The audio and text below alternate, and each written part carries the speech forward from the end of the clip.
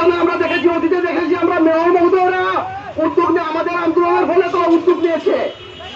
উদ্যোগ নেওয়ার ফলে কি হয়েছে, কিছুদিন রাস্তা ফুটপাত দখল মুক্ত হয়েছে। এরপরে দেখা যায় আবার আবার বিভিন্ন অজুহাতে দেখা যায় আবার তারা ফুটপাত দখল করে বসে থাকে। এইভাবে চলতে আছে দিনের পর দিন। আমরা আশা করেছিলাম যে বর্তমান অন্তর্বর্তীকালীন সরকার ক্ষমতা আসার পর বিভিন্ন সিন্ডিকেট আজ মাথা গাড়া দিয়ে উঠতে পারছে না। দেশের বিভিন্ন জায়গায় দেখা যায় সিন্ডিকেট মুক্ত হয়েছে, কিন্তু আশ্চর্যের ব্যাপার আমাদের সিলেট এখনো সিন্ডিকেট মুক্ত হতে পারে নাই। এই সিলেটের ফুটপাত গুলো এখনো দখল হয়ে আছে, বরঞ্চ আগের চেয়ে আরো ব্যাপক হারে দখল হয়েছে। এর কারণ কি, কে বা কারা দখল করছে আমরা জানতে চাই। আমরা প্রশাসনের কাছে জানতে চাই, আমরা সরকারের কাছে জানতে চাই, আমরা সিলেটের সিটি কর্পোরেশনের কাছে জানতে চাই এই ফুটপাত কারা দখল করে আছে, কাদের পৃষ্ঠপোষকতায়, কাদের ছত্র ছায়ায় এই ফুটপাত আর দখল। আমরা এইসব সিলেট বিদ্বেষী কুচক্রী বলকে আমরা জানতে চাই, সিলেট বিদ্বেষী কুচক্রী বল কারা কারা এই দাবি দেওয়া আমাদের এই প্রাণের দাবিকে উপেক্ষা করে কারা এই সিলেটের ফুটপাত রাস্তা দখল করে আছে। আমরা দেখতে চাই এই সিলেট বিদ্বেষী কুচক্রী মহল যারা এই সিলেটকে কলুষিত করতে চায়, এই সিলেটের মানুষকে যারা জিম্মি করে, যারা এই ফুটপাত দখল করে আছে, এই সিলেটের মানুষকে জিম্মি করে যারা এই ফুটপাতের টাকা চাঁদা আদায় করছে, দোকানে চাঁদা আদায় করছে, তাদের মুখোশ আমরা উন্মোচন করে দিতে চাই। আমরা দেখতে চাই তারা কারা, তাদের যদি সমস্যা থাকে আমাদের সামনে আসো, আমরা তাদের প্রতিহত করবো। আমরা এই সিলেটবাসীকে নিয়ে তাদেরকে প্রতিহত করবো, আমরা এই সিলেটবাসীকে নিয়ে তাদের দাঁত ভাঙা জবাব দেবো। আমরা সরকারকে বলতে চাই, প্রশাসনকে বলতে চাই, অচিরেই 15 দিনের মধ্যে আমরা রাস্তা দখল মুক্ত দেখতে চাই, ফুটপাত দখল মুক্ত দেখতে চাই।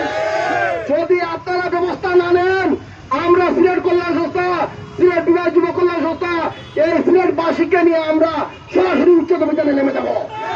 আমরা নিজের আগে উচ্ছেদ করে দেবো এই ফুটপাতদের। আমরা এখানে ফুটপাত দেখতে চাই না। এই রাস্তাটা হচ্ছে পর্যটন নগরী, এই পর্যটন নগরী সিলেট।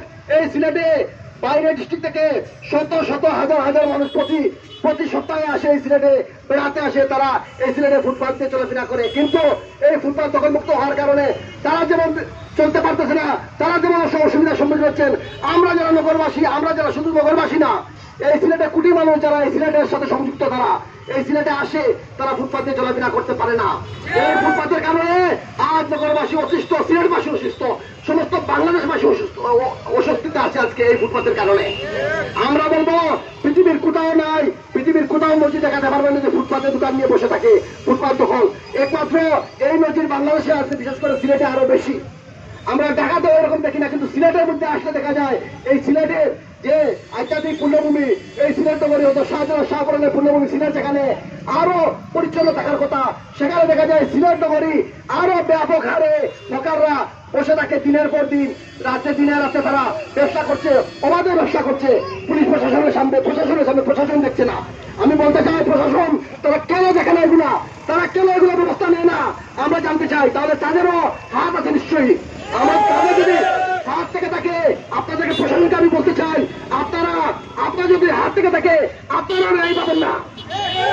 আমরা এখন বর্তমান অন্তর্বর্তীকালীন সরকার ইউনূস সরকারকে আমরা, ইউনূস সরকারের যারা দায়িত্বে আছেন তাদেরকে বলবো, ডক্টর ইউনূসের জননন্দিত বিশ্বখ্যাত একজন মানুষ, ওনার সময় যদি এরকম ফুটপাত দখল মুক্ত থাকে, তাহলে আমরা কখন ফুটপাত দখল মুক্ত দেখতে পাবো, ফুটপাত দখল থাকে। আমরা আশা করবো অচিরেই সিলেটের এই ফুটপাতগুলো দখল মুক্ত হবে। আমরা যদি আমরা এই ফুটপাত দখল মুক্ত দেখতে না পাই, আমরা কঠোর থেকে কঠোর আন্দোলন করে তুলব।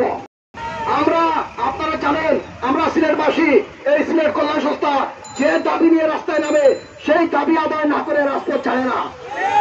আমরা অতীতে অনেক আন্দোলন করেছি, যেগুলো সফল হয় আমরা করে ফিরেছি। আমরা এই দাবি সফল না হওয়া পর্যন্ত আমরা এই রাজপথে থাকবো ইনশাআল্লাহ। আমাদেরকে কেউ সরাতে পারবে না। আমরা আবারও বলছি, আপনারা রাস্তা দখল মুক্ত করুন, ফুটপাত দখল মুক্ত করুন। এই ফুটপাত দখল মুক্ত না হলে, এই সিলেটবাসীর প্রাণের দাবি, এই দাবি বাস্তবায়ন না হলে আপনাদেরকে এই সিলেটবাসীকে এই সিলেট কল্যাণ নেতৃত্বে আমরা কঠোর থেকে কঠোর আন্দোলন করবো এই আশা করে সবাইকে আগামী দিনগুলিতে রাজপথে থাকার উদাত্ত আহ্বান জানিয়ে আমি অসংখ্য ধন্যবাদ। আসসালামু আলাইকুম। বাংলাদেশ চিরজীবী হোক।